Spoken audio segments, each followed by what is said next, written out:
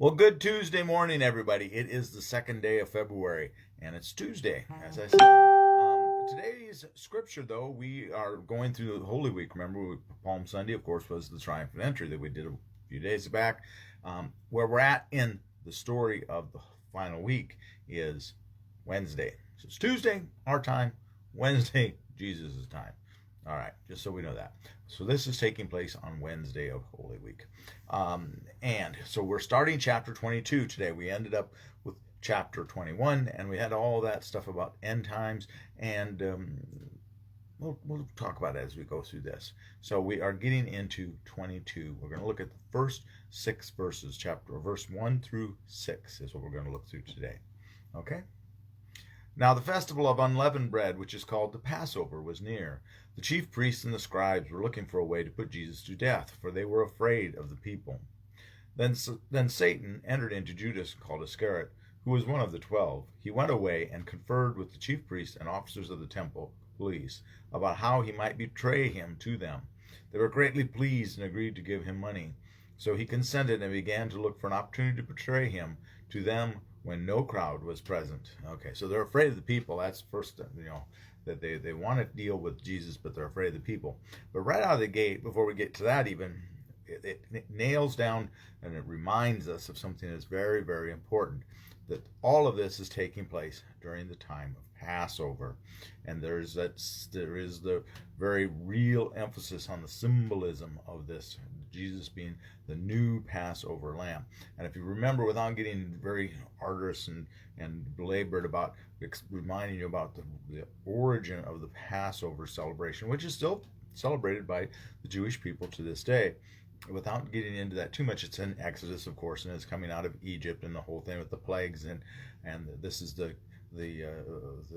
Lord told the people to take the unblemished lamb and kill it and mark their doorposts and with the blood and consume the entirety of the lamb, or what wasn't consumed by morning was to be burned, and all of that.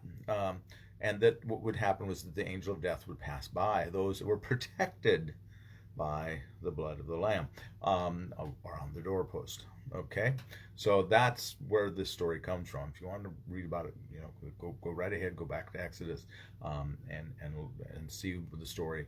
But most of us know the story, at least in a remedial sense. At any rate, so it's very important to remember that as we're going through this whole story of Jesus last week, and as we're coming up to the main event, as we say, in a few days.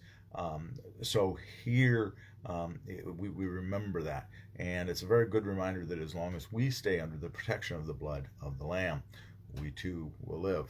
So, and even though we die on a physical sense, we live spiritually. So that's the message that we need to remember from this. Okay, so Satan has entered into Judas, and Judas is Judas Iscariot, which that last name tells us that he is the only one of the disciples that's not believed to come from Galilee. He comes from Judea, so that's interesting.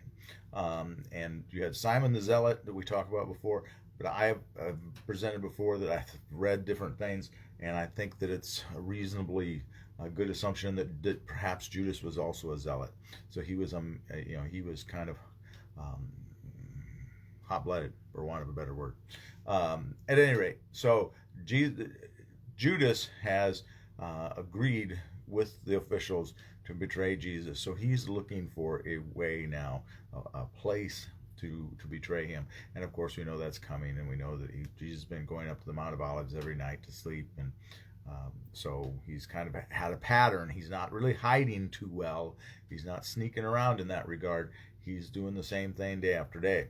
So, but as we look at these verses and we think about the betrayal of Jesus by Judas, before we throw too much criticism, shade, as Clint calls it when he's talking about things, before we throw too much shade or criticism on poor Judas, let's remember the times that we betrayed Jesus.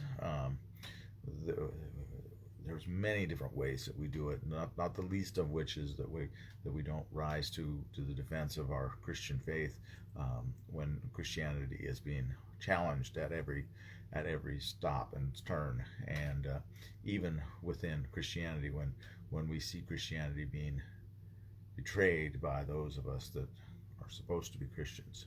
And all of us do it. All of us betray. At some point, we need to be first and foremost criticize ourselves and recognize that failure in ourselves as much as we recognize that failure in Judas.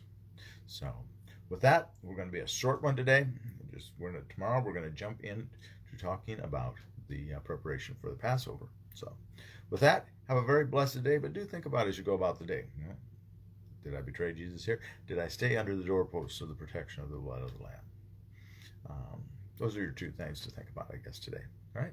Have a very blessed day and be a blessing to someone today. We will see you tomorrow. Bye-bye.